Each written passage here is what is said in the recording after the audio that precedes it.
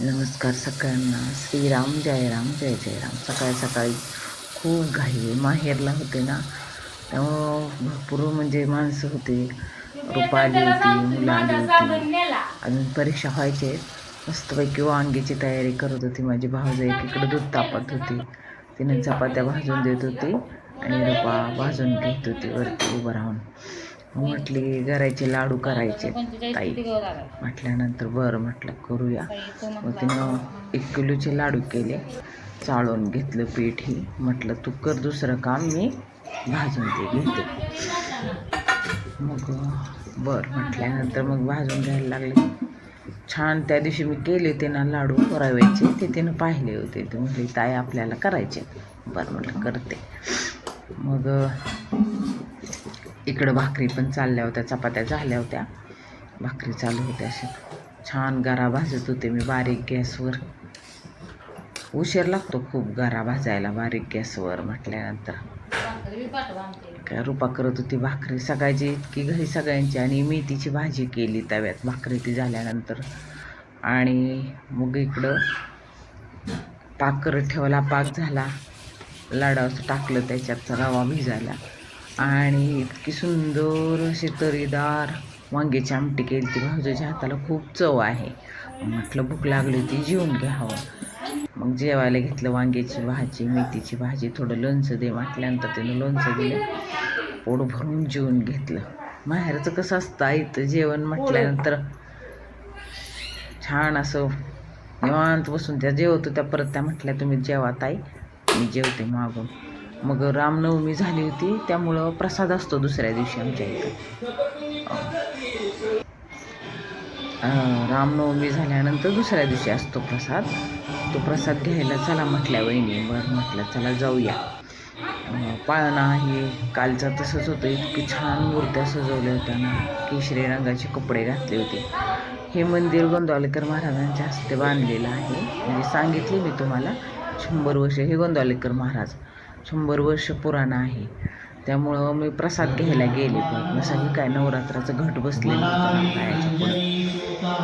मी प्रसाद घ्यायला गेले. परत जेवले. त्या म्हटल्या 4 वाजता जाऊ.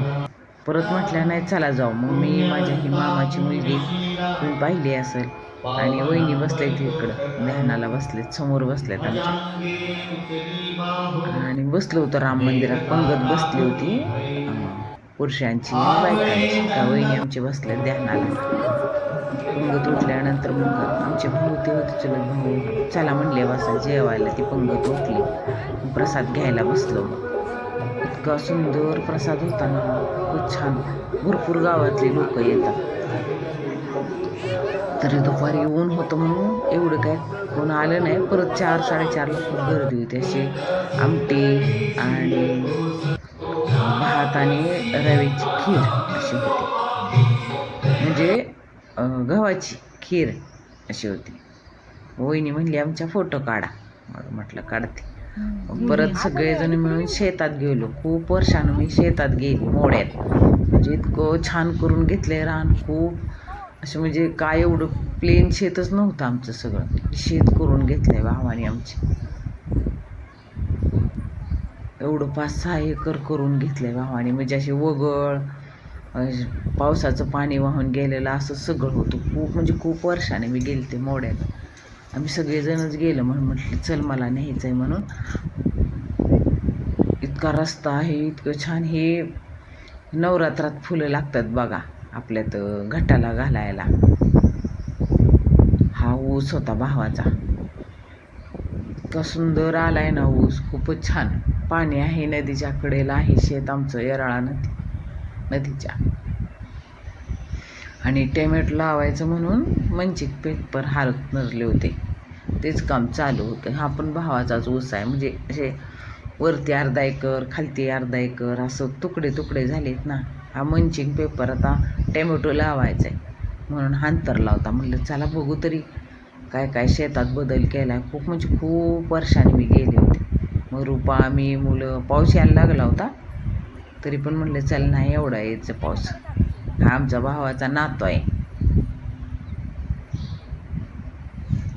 ती सून आहे. आणि ही तर विहीर होती जुनी माझ्या लहानपणीची. मी काही तर किती दिवसातनं आले माझ्या शेतात, म्हणजे माहेरी. खूप म्हणजे खूप दिवसानं आले. वडिलाचं शेत आहे हे सगळं. आता भाऊ बघते. म्हणजे मी लहान असताना इथं ज्वारी, गहू आणि मोड्यात आले. हा मागचा ऊस आहे माझ्या भावाचा आहे. आता इतकं सुख समाधान वाटतं ना, खूप छान वाटतं. म्हणजे नदीच्या कडेलाच आहे, येराळा नदीच्याच कडेला शेत आहे. आता नदीवरनंच पाणी आणलंय आणि इतकं छान झालंय ना, खूपच छान झालंय आता भावाचं. आता पाऊस यायला लागलाय, म्हणजे इतका आनंद झालाय. मी खूप वर्षानं आली रानात मोड्यात, चल चल करून. आता भावाचा मुलगा घेऊन आला. आता मी निघाले खरं नदीकडं. बघते किती लांब आहे नदी. नदी तिथून खूप लांब. रस्ते बदललेत, किती वर्षांनी मी गेली ती शेतात, त्यामुळं गेली नाही परत खाली नदीकडं. सूर्य बघा ना किती छान शेतात उसात दिसत होतं, मस्तच असं त्याचं प्रतिबिंब. सगळी मुलं इतकी खेळत होती ना, हा खूप पण ऊस आनंदी मागचा होती. भावाचाच आहे, माझ्या सख्ख्या भावाचा आहे. इकडे दुसरीकडे चुलत भावांचा आहे ऊस.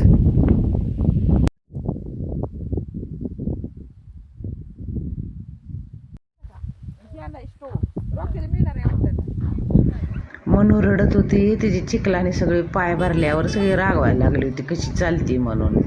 मग रडत होती. मग शेतातून चला म्हटलं आता घरी जाऊया परत. रामरायाची पालखी नगर प्रदक्षिणा असते आमच्या इथं, ती येणार होती 6-7 आलीच होती.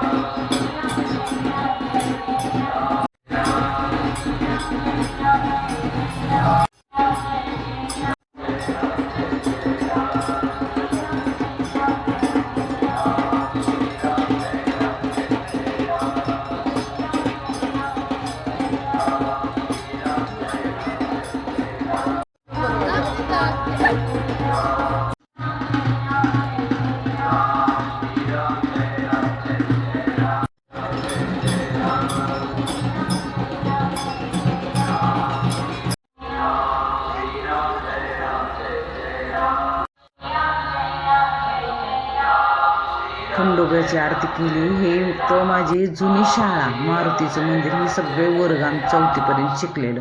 इतक्या आठवणी जाग्या झाल्या ना, खूप म्हणजे खूप. मारुतीरायाची आरती केली. हे आमच्या गावचं मारुतीचं मंदिर आहे, खूप जुनं पुराण आहे. इथं आम्ही खूप खेळलेलं आहे. महादेवाची पिंड आहे इथं. आणि इकडं आता हे 2 देव मला काय माहीत नाही. आणि ओळवून परत फुगड्या खेळलो इथं मारुतीच्या मंदिराजवळ. म्हणजे माझी लहानपणीची शाळा आहे मारुतीच्या मंदिरात. आणि जुनं मंदिर आहे इथं, पण खूप सप्ताह ते खूप कार्यक्रम असतात आणि खूप जुनं आहे. आता म्हणजे